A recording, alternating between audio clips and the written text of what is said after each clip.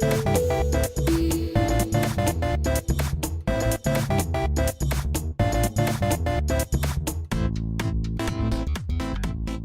to Armchair Conversations with Rob. Today, have some more fun with martial arts related stuff.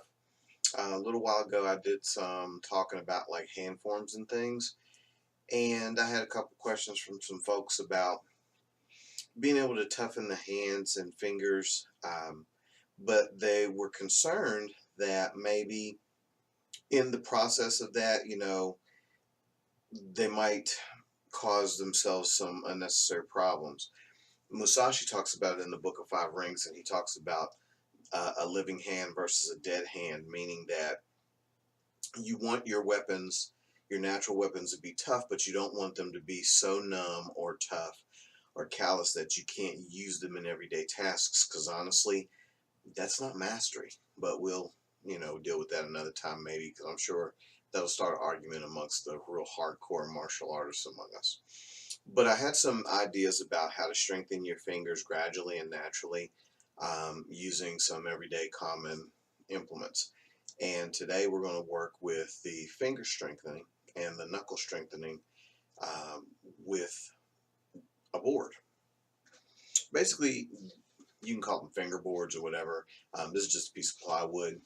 But what you do with this is you're going to take this wood and you're going to use it to strengthen the fingers and the knuckles as far as the striking surfaces, hardening the fingers and bones a little.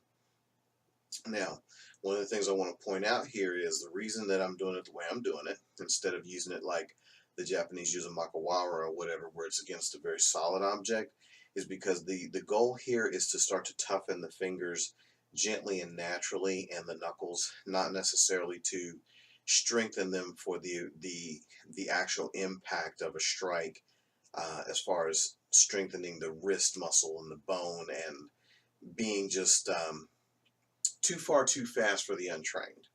So what you're going to do is take a board, something small, and you're going to start with lightly tapping the fingers. Okay. First, I want you to tap the fingers with them slightly bent so that you just get used to the wrist action. This also would be very good for things like pressure point striking, because certain types of pressure point striking recalls in my texts a whipping action of the wrist. So you want to get that action down. It also will strengthen the muscles very slightly, but you're going to do this very gently at first, because this can make your fingers a little sore. And for those of us who don't want to be trained, hardened Jeet Kune Do killers, and no offense to Jeet Kune Do practitioners, you're going to do this very gently, and it's going to happen over time. Because to me, guys, a living hand is something that is developed over time. It's not something that's developed very quickly. If you need to learn to defend yourself very quickly, like say you're in the military, or you are in a situation where you need to be trained and up to speed to hurt or kill very quickly, you're going to do this very differently, because you're going to harden and numb parts of the body because of the speed at which you train and the ferocity. But here, we're talking about people who just want to maybe be able to defend themselves, develop a little bit of health. So we're going to tap the fingers. What you're going to do is tap each one individually, one by one. Good time to suggest 25 a piece per finger per day in the beginning, just to get started. And you're going to have to be more gentle with some than others, and that stands to reason. And that's one of the reasons why we don't want the board on a wall or something stable, because we don't want to jam the fingers, because after all, you are a beginner usually in this stage. Okay. Then once you've done all the fingers individually, you're going to do them all together. Okay. And again, the fingers are curved and bent so that you are gradually strengthening the fingertips. Okay. Now, over time, if you want to strengthen the muscles that keep the bone stable, you're going to leave the fingers more straight, and you're probably going to have to start the gentle motions all over again to get the joints used to being able to poke there without being jammed. And again, this is done very gradually over time. You're not going to do this in 12 weeks. This isn't something where you're going to be able to put your fingers through a wall in a month. Okay, this is something that's done over time, diligently, as practice every day. Okay, and then you're going to do the same thing with each finger then as well. Now it's a little more difficult to do them all straight, but again, this is something that you're practicing. The other thing you're going to do with this is you're going to hit your knuckles with this too. Okay, again, very gently, and because the board is not held onto a wall, you are able to rotate and get individual knuckles. And again, we're doing this gently over time, because what you want is a hand that is strong, healthy, and tough, but still dexterous and able to be used for everyday tasks, typing, fine motor work.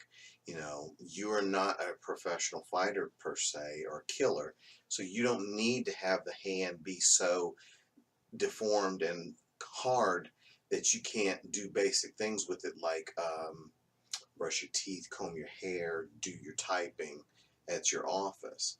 This is, again, a slower way to develop things so that the hand is tough, but not ridiculous. Okay? And honestly, this can be done for anything you want to do on the hand. You can do it for chopping. You can do it for the ridge hand part of the hand. This can be done for just about anything you want. I find that rhythmic tapping, where I make a little ditty out of it, helps to pass the time a little better, especially once you get to the point where you're increasing beyond 25 reps with each finger. Okay? So over time, the hand gets stronger and it still stays healthy. Another way to increase your dexterity while toughening the fingers and hands is the use of Chinese ball. They're two balls. Probably everybody's seen them. They call them all kinds of things, Baoding balls, medicinal balls, but they're little balls that can be bought in different sizes that you can rotate around in the hands to continue to develop the muscles of the hand and the dexterity of the fingers. You'll see people who play musical instruments use these things quite a lot. They're Chinese health balls. You can probably get them at just about any Asian store or any martial arts catalog. Okay? And so basically this is just a little thing to give you some ideas about how to toughen the fingers and hands. Okay? And then over time, you're going to strike them harder. Okay? And then you're getting to a point where, you know, the hand is much healthier. And so you're not having any problems with striking, and it doesn't cause you a difficult amount of pain, but you still have the sensitivity in your hands. So it's just something I thought that you could use and suggested to you in a, you know, relaxed, non-professional way. See what you think. If you like it, then use it. If you don't, you may find something else.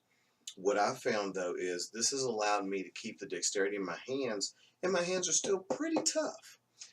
No, I can't put them through a wall. I'm not Kung Fu Joe, but if I needed to defend myself, I could more than easily cause some damage with my hands. And still be able to do everyday tasks. Well, anyway, just something to try, some homework to figure out for those of you who want to do a little bit of martial arts training but don't want to turn into like Kung Fu killers. Anyway, thanks for sharing my armchair. Appreciate you coming by. Share feedback and comments with me too, and subscribe to my channel if you like it. If you don't, hey, that's what search engines are for. You will find what you need. In the meantime, have a blessed day or night, whenever and wherever you are.